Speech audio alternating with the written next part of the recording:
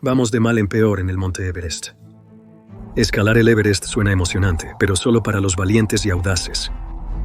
Pero algunos escaladores lo elevan al volverse rebeldes.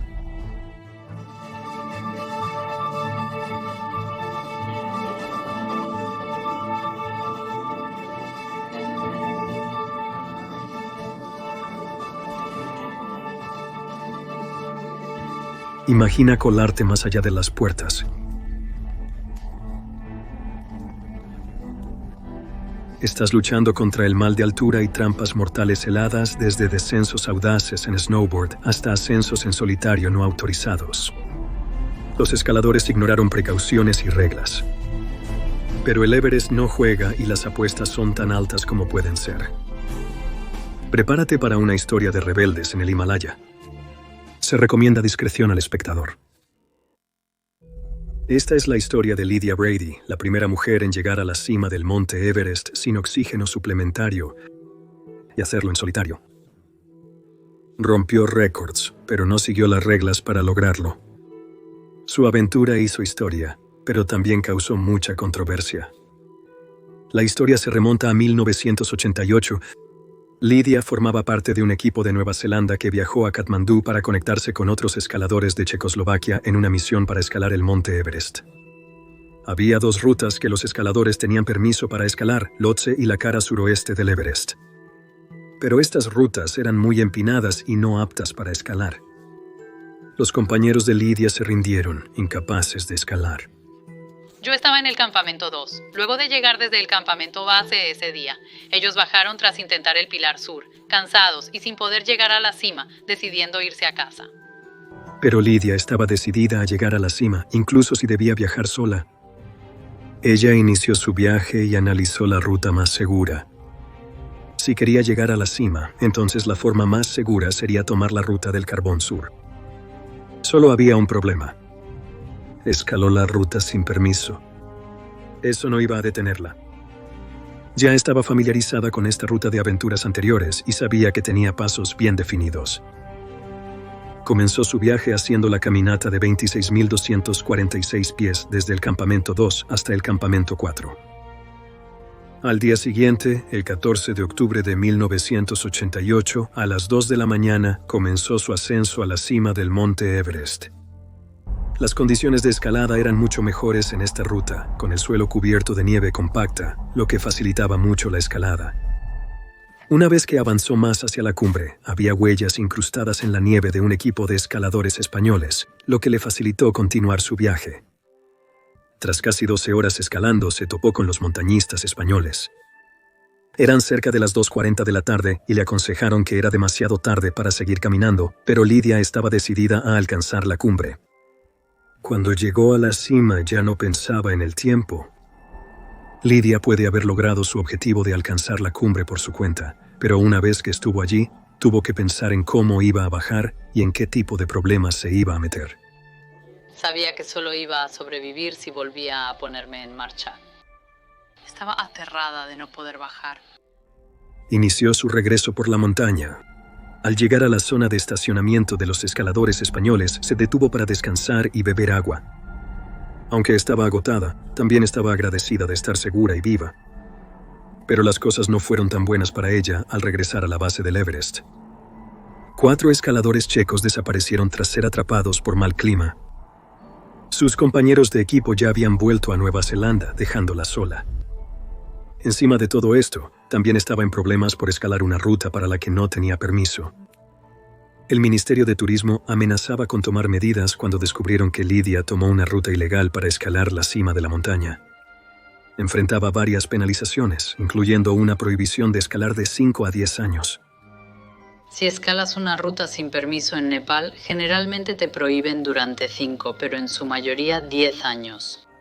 Para evitar estos castigos, Lydia retiró su afirmación de que había escalado hasta la cima del Monte Everest. No proporcionó evidencia que respalde su afirmación. Por lo general, los escaladores deben presentar pruebas, cosas como fotos de altímetros o pantallas de sistema de posicionamiento global, pero eso no detuvo la controversia. Los medios empezaron a mofarse de ella. Todos los titulares se cuestionaban, ¿lo hizo o no lo hizo? Pero evitar las penalidades no consoló a Lydia. Después de todo, esta era su historia para contar. Ella es la que arriesgó su vida y llegó a la cima contra todo pronóstico, haciendo historia.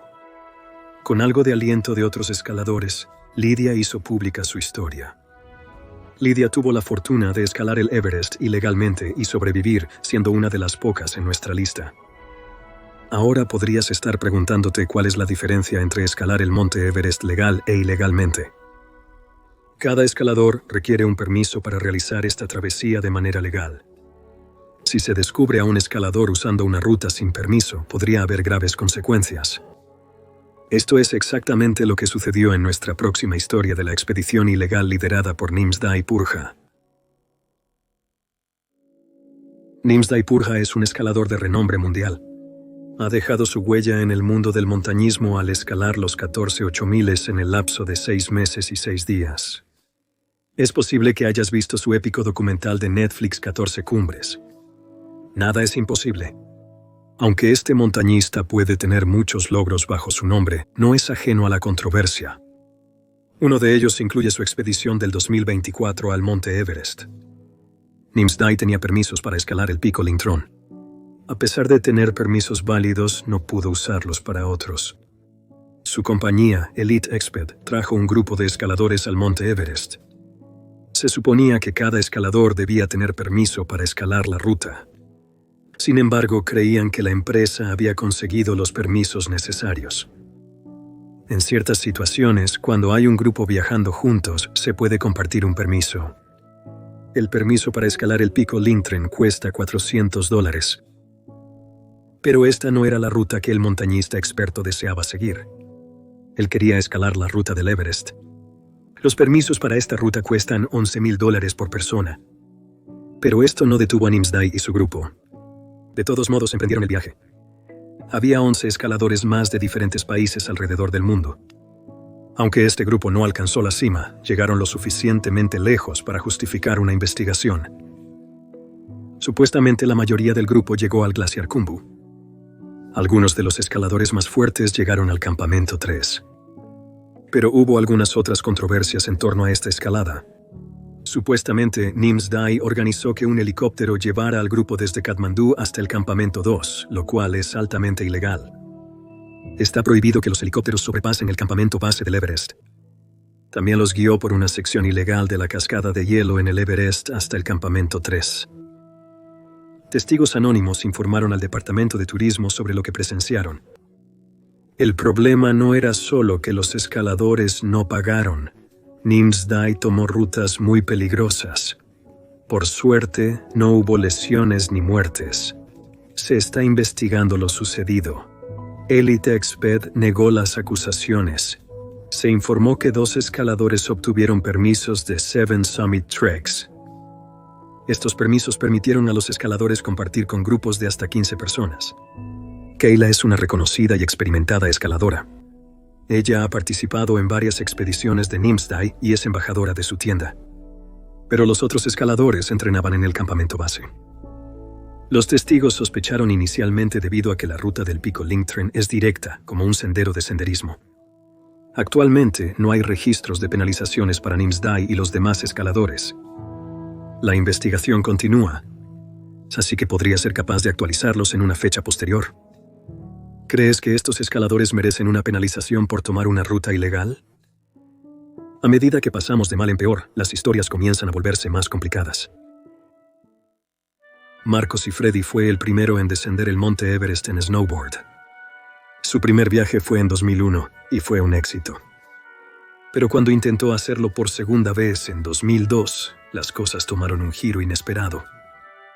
El 23 de mayo de 2001, Marcos y Freddy escaló hasta la cima del monte Everest por primera vez. Había obtenido con éxito los permisos para esta épica aventura y fue aprobado por la Junta de Nepal. Cuando inicialmente emprendió esta escalada, su objetivo era hacer snowboard por Hornbein Kulwa, la ruta que consideraba el santo grial para el snowboarding. Desafortunadamente, esta ruta no tenía suficiente nieve, por lo que Marco tuvo que tomar la Norton Kulwa en su lugar. Aunque encontró algunos problemas con la correa de su tabla de snowboard, pudo repararla y logró bajar toda la montaña. Ese día hizo historia y consolidó su estatus en la comunidad de leyendas del snowboard. Imagina estar sentado alrededor de una fogata con snowboarders, presumiendo de sus corridas, líneas y carreras, cuando una voz dice: hice una línea bajando el monte Everest. Aunque esta fue una hazaña salvaje y récord, Marco no quedó satisfecho. Quería hacer snowboard bajando Hornbein Curva, y estaba decidido a hacerlo de una forma u otra, y para Marco eso significaba salirse de lo convencional. Así que en septiembre de 2002, cuando decidió intentarlo de nuevo, no tenía permisos específicos ni permiso para esta ruta altamente peligrosa y no estándar.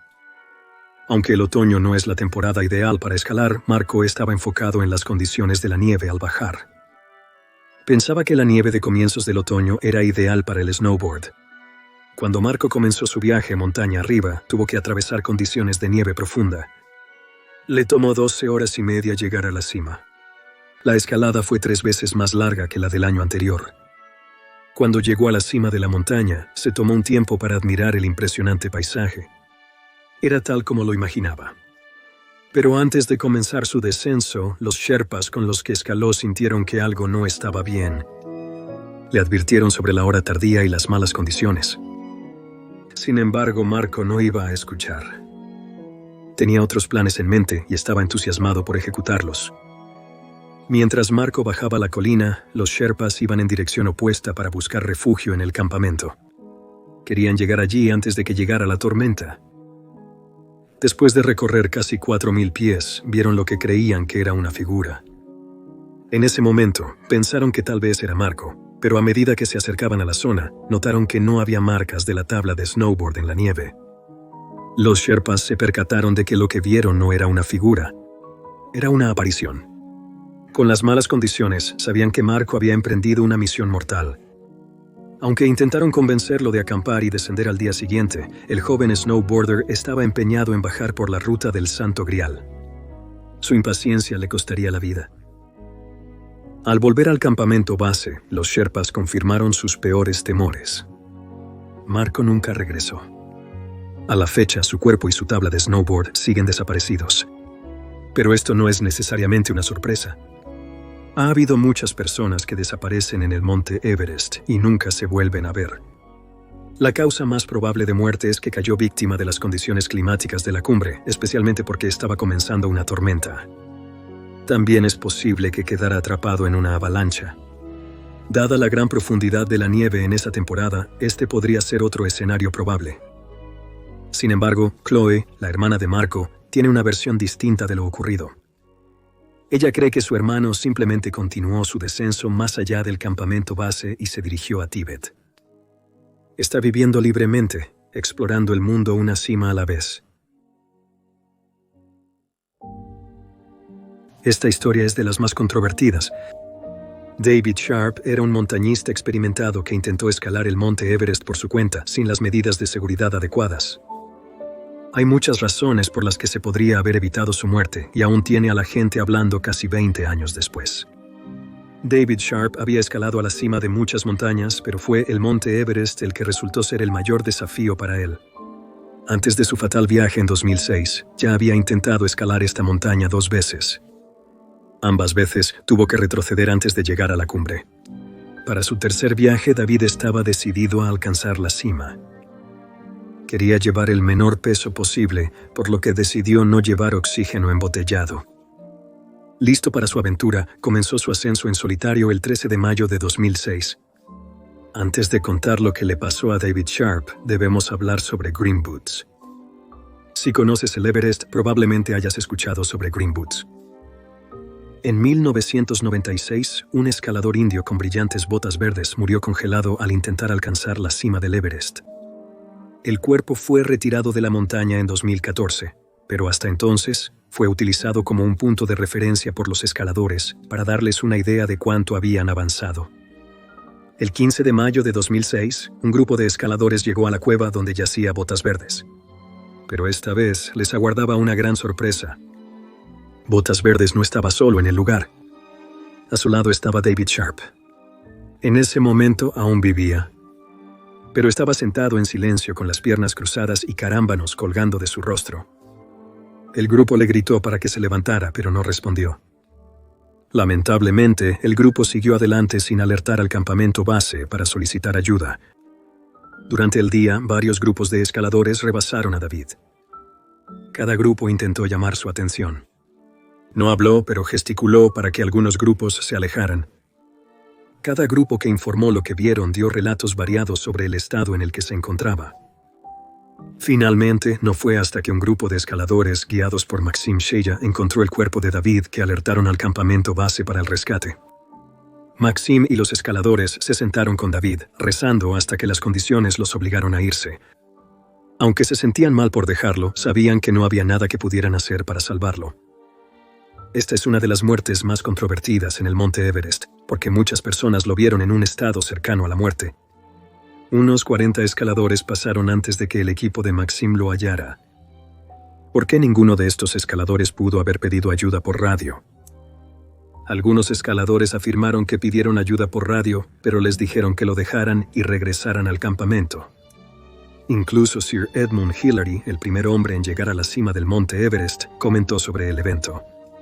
Expresó su disgusto por la reacción de los escaladores e insistió en que estaban tan decididos a llegar a la cima que dejaron a un hombre bajo una roca para morir. El objetivo es llegar a la cumbre y el bienestar de cualquier persona en el camino simplemente no importa. Sin embargo, otros han defendido a los escaladores, afirmando que no había nada que pudieran haber hecho para salvarlo. ¿Cómo iban a saber que él no trajo oxígeno embotellado? Aunque la escalada de David no era estrictamente ilegal, fue una serie de malas decisiones arriesgadas en una montaña que rápidamente te devorará vivo. Escalar solo, sin radio, teléfono satelital o suficiente oxígeno suplementario aumentó significativamente sus riesgos y finalmente le costó la vida. La historia de David Sharp sirve como una advertencia severa de por qué la preparación adecuada es esencial para hacer la escalada. Ir con un grupo experimentado y llevar el equipo adecuado, incluso si te pesa, podría salvarte la vida. Nuestra siguiente historia es sobre Pavel Kostrikin, un escalador que intentó escalar ilegalmente sin saber en lo que realmente se estaba metiendo. Como se mencionó, los permisos son obligatorios para escalar el Everest. Los escaladores solo pueden obtener permisos para escalar rutas específicas del Monte Everest. Esto se hace para garantizar que escalan una ruta segura para su travesía. Aunque estos permisos varían en precio, muchos montañeros gastan alrededor de $40,000 a $90,000 en total para escalar el Monte Everest. Aunque este es un costo alto y ciertamente controvertido de muchas maneras, podría salvar una vida. Pavel tenía muchas pasiones en la vida: las matemáticas, la economía, la ingeniería y sobre todo la escalada. Era un montañista ambicioso que estaba decidido a llegar a la cima del Monte Everest. Sin embargo, su pasión no bastó para compensar su falta de preparación. Pavel había intentado escalar el Monte Everest antes, pero sin éxito. Sería su tercer intento en el viaje. A Pavel le encantaban las actividades al aire libre. Era un escalador experimentado, familiarizado con el montañismo. Después de todo, ya había escalado 6 de las 7 principales cumbres montañosas. Por eso, quienes conocían a este hombre se sorprendieron al saber que estaba mal preparado para escalar el Monte Everest. No planificó con seguridad, carecía de apoyo y no obtuvo un permiso, pero aún así estaba listo para su excursión. O eso creía. Te sorprendería saber que esto ocurrió en 2022. A pesar de todos los hechos, la historia, el equipo y las tragedias del Monte Everest aún siguen ocurriendo malas decisiones y eventos desafortunados. Durante su ascenso, Pavel formaba parte de un pequeño grupo. Desafortunadamente, el hecho de que no estaba solo no fue suficiente para salvar su vida. Estaba haciendo la típica rotación de escalador de los 29.031 pies del Everest antes de enfermar. Se sabe muy poco sobre los eventos precisos que condujeron a su enfermedad. Lo que sí sabemos es que el ruso de 55 años comenzó a sentir mal de altura mientras estaba en el campamento 2 a unos 21.000 pies de elevación. Tuvo que ser ayudado a bajar al campamento 1 a unos 3.000 pies menos de elevación. Este era su tercer intento en el Everest debido a que tenía que regresar por agotamiento en intentos previos. No lo sabemos con seguridad, pero es posible que esta vez retrasó la decisión de dar la vuelta y bajar porque era su tercer intento y estaba decidido a llegar a la cima. El mal de altura es algo a lo que se debe reaccionar de inmediato o el cuerpo se apagará. Lamentablemente, Pavel murió debido al mal agudo de montaña. Al investigar este incidente, se descubrió que el montañista ruso no tenía un permiso para su escalada. En el momento de su muerte, Nepal solo había emitido permisos para escalar el monte Everest a 17 rusos. Pavel murió en 2022. Al observar los registros en 2021, se mostró que hubo 295 muertes en el monte Everest, de las cuales 197 fueron en el lado de Nepal. Desde entonces, Nepal ha aumentado el número de permisos emitidos. ¿Emitir más permisos podría reducir las muertes en esta montaña infame? Pavel obviamente murió debido a la enfermedad de altura, la cual no le importa si tienes un permiso o no. Pero se puede argumentar que al menos tener un permiso significa que se ha despejado una ruta específica y se ha considerado segura, lo que podría llevar a menos escaladores a ir por libre en busca de una cumbre. La última escalada desafortunada de la que voy a hablarles hoy es la de Fran Arsentiev. Su trágica historia la ha nombrado la Bella Durmiente del Monte Everest. Sin embargo, su destino no fue tan feliz como el de la icónica princesa de Disney. No vayas a ningún lado todavía. Esta es una de las historias más impactantes en nuestro video de hoy. En 1998, Fran Arsentiev logró uno de sus objetivos de vida. Se convirtió en la primera mujer de Estados Unidos en alcanzar la cima del Everest. Fran no era precisamente una escaladora experta. Ni siquiera era muy aficionada a las actividades al aire libre y la aventura. Sin embargo, estaba casada con alguien que era Sergei Arsentiev. Sergei era un escalador experimentado que ya había llegado a la cima de 5 de las montañas más altas de Rusia. Esta pareja casada decidió que querían hacer historia al ser la primera pareja en llegar a la cima sin usar oxígeno. Su viaje hasta la cima fue exitoso, lo cual es obviamente impresionante. Celebraron el gran logro de Fran. Estaban a 29.000 pies sobre el suelo sin el uso de oxígeno. Pero como con muchas catástrofes del Everest, no es el ascenso a la cima lo que te atrapa. Es al bajar donde las cosas se tuercen. La pareja inició el descenso por la montaña. Los testigos informan que sí llegaron a la cumbre, donde se detuvieron muy brevemente. Pero cuando la pareja retomó su viaje montaña abajo, esa fue la última vez que se les vio vivos juntos. Las condiciones se volvieron terribles y la visibilidad era casi nula mientras intentaban regresar al campamento más cercano para resguardarse. La pareja se separó trágicamente en medio de la ventisca. Fran continuó, pero finalmente se rindió y dejó de caminar. Estaba congelada y ciega. Mientras tanto, Sergei buscaba a Fran. Al día siguiente, 2 escaladores que se habían cruzado brevemente con la pareja comenzaron su viaje de regreso. Entonces notaron a un escalador congelado con una familiar chaqueta morada. Era Fran, a quien ya conocían. Al principio temieron lo peor, pero luego notaron que se movía en pequeños tirones. Aún había esperanza de que estuviera viva, pero no sabían cómo la iban a ayudar. Cuando la encontraron, estaba delirante y solo repetía 3 cosas una y otra vez. No me dejen. ¿Por qué me haces esto? Soy americano. Los escaladores quisieron ayudar, pero no pudieron hacer nada. Las condiciones en la montaña estaban empeorando y necesitaban regresar al campamento por su propia seguridad. No dejar a Fran habría puesto en riesgo sus vidas. Fran murió congelado al quedar varado. No obstante, su cuerpo permaneció allí por años. Ella era una marca similar a Botas Verdes, solo que a ella la llamaban Bella Durmiente. Fran no fue retirada de la escena hasta el 2007, cuando se le dio un entierro adecuado.